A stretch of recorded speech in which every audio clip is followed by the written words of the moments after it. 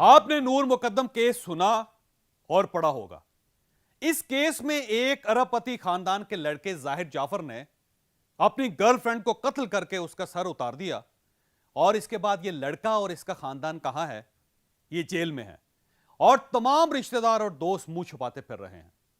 मैंने अपने कानों से जाहिर जाफर की वालदा को यह कहते हुए सुना था, हमने अगर अपने बेटे की सही परवरिश की होती तो हमें आज यह दिन ना देखना पड़ता। बच्चों की परवरिश यह वालिदैन की जिंदगी का सबसे बड़ा टास्क होता है और हम 25 सितंबर को लाहौर में इस पर सेशन कर रहे हैं।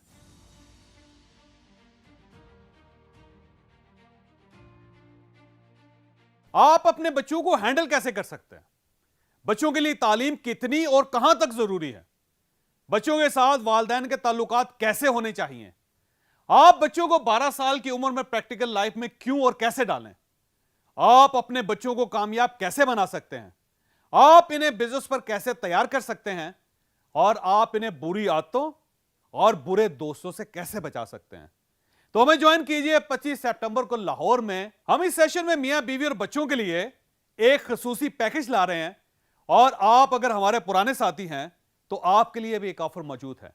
आप सोनिया और हारस सती से इन नंबर्स पर राब्ता कीजिए और अपनी सीट आज ही बुक करवा लें।